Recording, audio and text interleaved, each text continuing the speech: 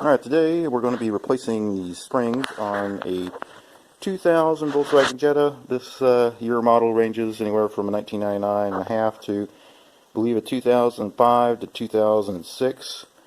The main problem is when I was in there doing some brake work, I noticed at the very bottom of the spring on this side, I believe, was broken off halfway around there. So it's just a matter of time before the rest of the spring follows suit and collapses completely going down the road. So I wanted to do that or replace these before that actually happened. So let's get into it. If you're wondering, 17 millimeter socket or 11/16, I believe, is what the lugs are, or you can use your lug wrench. Let's get into this. Alright, so we're in. To get this to collapse down far enough where you might be able to get the spring out, you're going to take these two screws out of the top shock mount up here. And once you do that, you can just let it sit in there, and you should be able to press down here, and this whole thing should swivel down away from the spring, and 50-50 chance you'll be able to take the spring out that way. Sometimes the spring isn't collapsed over time enough to do that, so you might have to either prise it down, or you might have to go get yourself a spring collapser and actually collapse the spring down far enough for it to slide out. And sometimes if you can get the old spring out, sometimes you still have to use it on your new spring, because the new spring hasn't been collapsed over time a little bit. So you'll be about probably an inch or so taller with the new spring. I'd give yourself about an hour and a half, probably for the first side, and the second side should go almost twice as fast, so probably about 30 minutes for the other side. The first one you do, usually just getting all the tools ready and everything, and then figure out where everything is that you have to let loose before this thing will collapse down. So just give yourself about an hour or so to do the first side, and then the other side should go a little bit faster. Alright, so I got the spring out. I couldn't really get enough pressure just to push it down, so what I did is I stood up and I put my foot right against the top of the pad here, against my caliper, and then I got my other hand and went down in here and grabbed just the top of the spring, and then shoved it down with my foot, and then brought it down and out this way. So once I got it out, got the rubbers off, and on the bottom you're just going to have this metal ring.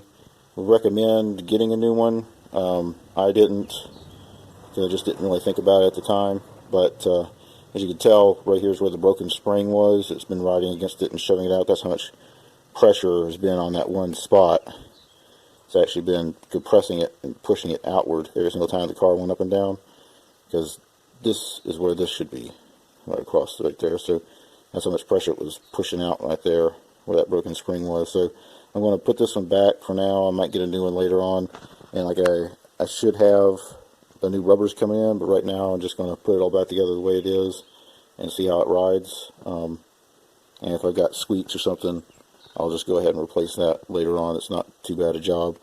I used some white lithium grease. You can use regular packing grease or whatever. Just put it down here so I can put my ring back on.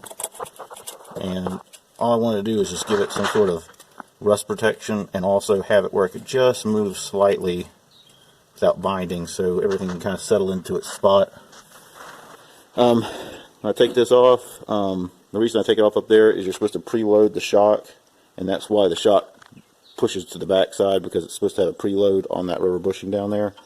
So when you put in, I just put in a new shock. When you put it in, you're supposed to lower the car down or jack this up to normal riding height, and then set your preload on the screw down here, and you tighten it up. Just something to think about. So when that comes out of there, it's going to shoot towards the back of it because of that preload. Alright, so we're getting ready to put it all back together now. Alright, so as you can see on the old one, it's got these green marks on it. These should be alignments when you're setting the spring in. So I just transferred over here with white paint.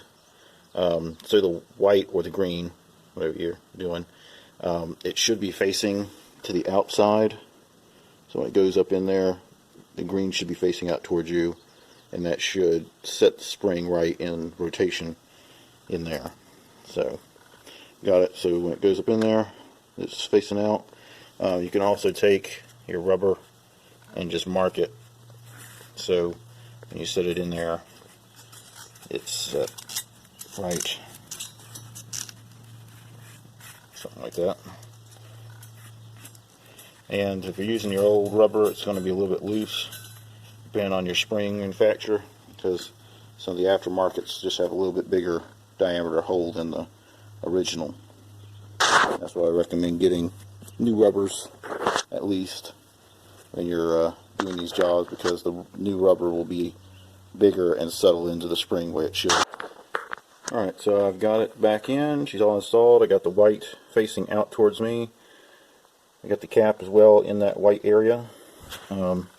I went ahead and put a little bit of grease in between the spring and the rubber part, just so it's got a little bit of movement, so when it starts oscillating up and down, it can find its spot it likes to sit in. One thing I forgot to mention, before you start shoving this thing down, make sure that this wire is disconnected down here, because if not, it's going to pull this pretty tight. It could either damage the wire or break the connector back here. So just undo that, and then you should be able to shove it down enough to get it out, and then when you're done, just slip it back into that holder there, and you're all done. So this side, the spring's already replaced and everything, so all you gotta do is just shove the tire back on, and she's ready to go. That's all back in there. So, yep. And that took me about 45 minutes to do that, with me having all the tools and everything I needed already. So, a little bit longer if it's your first time going to be doing this. Another thing to check is just see if you got any play up here in this bushing. If so, you're going to have to replace that later down the road. But mine looked decent enough, so I'm going to leave it.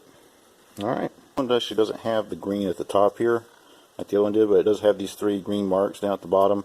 And it seems like it's in the same rotation, if you're going by this part up here, as the other side. So, basically, it appears like whatever side you're doing, you're going to be putting this to the farthest, to the back side. As you can, so pretty much just like that is how it came out of here. So basically this part's just going to be facing in towards the car. So when we get the new one here, as you can see right there's the part, or the end piece right here. Basically it should be turned just like that right there, so it's at the very back of it right there. So basically just straight across from the inside there, and it should be sitting in there just like that.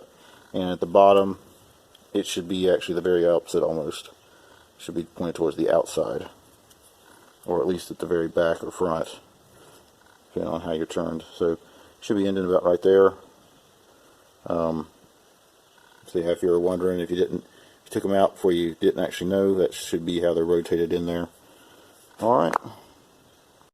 Alright, so everything's back on, everything's back together. Just take it for a little test drive, make sure everything is working correctly. By the way, if you're wanting to do this job pretty fast, recommend one of these battery powered impacts from eBay. I'll have it in the description below. But it does make the job way faster, taking off these tires, and you don't have to try breaking your back. So yeah, got everything installed. We're going to take it out, get it down off the jack stands here, and just make sure everything's working correctly. So if taking this thing out, just take it easy on the curves and stuff until everything gets settled, and then should be good to go. If you found this helpful, please like the video and share, and consider subscribing.